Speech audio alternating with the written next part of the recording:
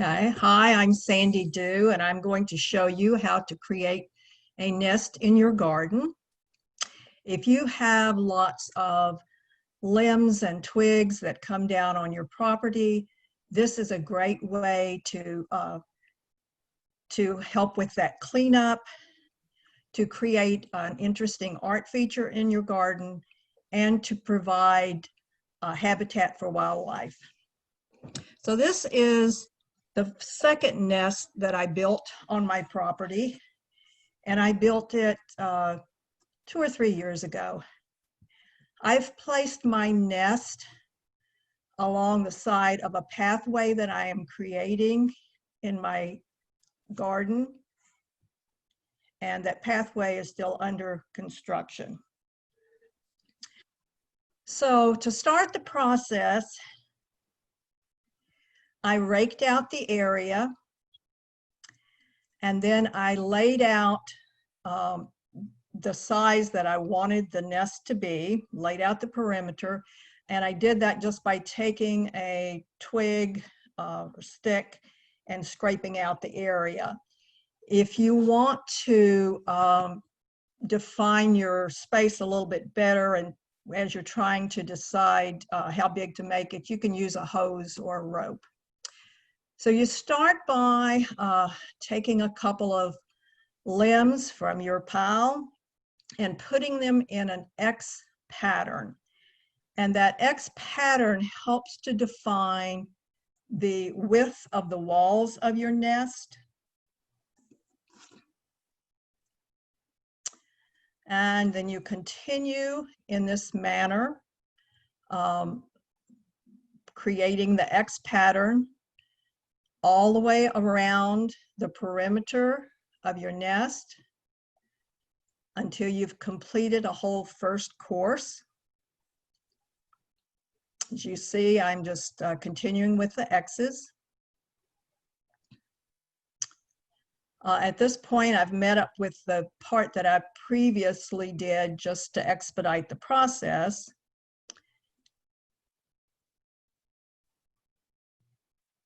And then you will start to weave in your next layer. As you see here, I'm adjusting it a little so that it's all getting woven into the design. Here I have one that I didn't like the end of it, and so I just broke it off, made it a little shorter, and continued that process. You can make the nest as tall as you want, the walls as wide as you want. I have seen some that are fairly tall,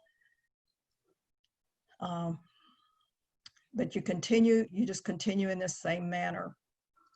When you put wood on the ground like this, it immediately starts the decomposition process, and that will bring in fungi and lichen and then beetles and millipedes and centipedes and a plethora of other insects that start the breakdown process. Those in turn will attract other wildlife into the garden, such as toads and mice and snake and birds. So I've moved from that first nest to from the one I was working on to that original nest that I showed you. This shows some of that lichen on just a piece of the wood on the ground, and started the fungi and that breakdown process. The nest that I had built 2 or 3 years ago needed some refurbishing. Like lots of things, after a while, as I said, it starts to break down. So here I'm just trying to show you again how you can sort of replenish the nest. Again, I am doing basically what I was doing there before and just weaving new pieces into it to build it back up. You can see in my nest that I have an egg. It's a pterodactyl egg, actually, but when I built the very first nest on my property, this was my husband's quote: "Every bird's nest needs an egg." And you can see in that one that I had, my first eggs were 3 blown up Easter eggs that I ordered and put in the nest. After a while, they started to deflate, and I felt I needed something a little more permanent. So I took one of those and used it to layer a product called Quick Wall onto that surface, and you build it up in layers until it becomes very firm and hard. And this is what you have. So I hope that has inspired you to do the same in your garden.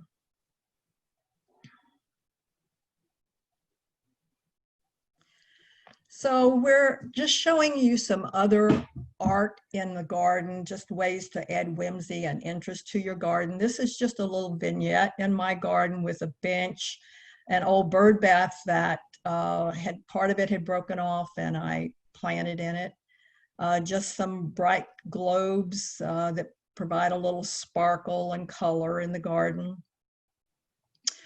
2 old wig heads that were carved out and then planted with some sedum and added a little paint to them.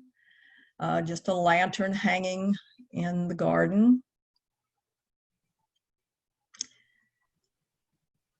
Over a nest of ferns. These are just some pot feet that I bought years ago, and I love them. I haven't been able to find them since, but turtles and frogs.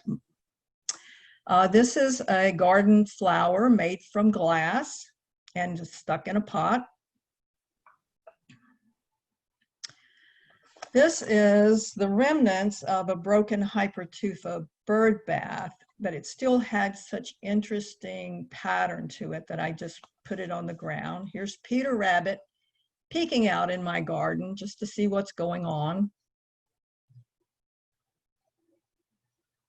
A couple of balls that are made by concrete poured into old glass globes, and then the glass globes are broken off. An old flyer wagon that has been planted. And the plants in there have been in there for years. You can see where the deer got the hosta. These are 3 large concrete balls done in the same way as the egg, Easter egg. I did it for the nest. Trough that's just been planted, made from Hypertufa. And I did a series of little faces with a thickened concrete mix. Just a fun thing to do, would be a great thing to do with kids or grandkids, or I had fun with it myself. So I did several, and then just tucked them in little places in the garden. Sort of a surprise when you run across it. That's a glass tower, just glass pieces put together. In this case, I think I used E6000 glue, something similar.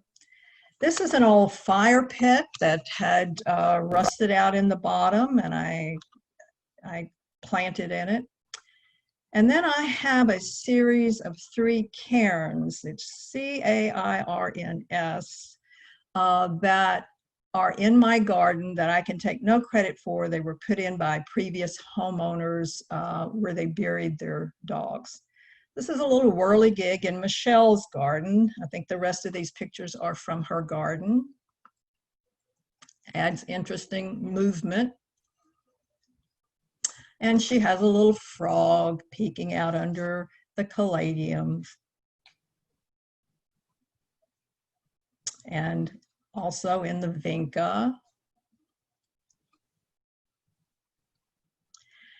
And these, I think, are limbs from her garden that she has painted brightly and adds such color and interest, and just some whimsical umbrellas in the garden.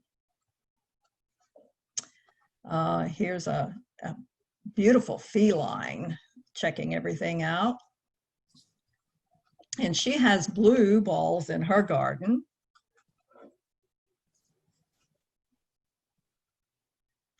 And Buddha. Rub his belly. And she has a little rabbit, and it looks like that rabbit's actually chewing on one of those leaves. And here she has a brightly painted birdhouse gourd that also would be a fun project with kids, grandkids, and adds nice color and interest. Thank you so much, Sandy. That was great. It was nice to see some neat ideas in everyone's garden. And we're going to quickly move along. And our next presenter is going to talk about butterflies.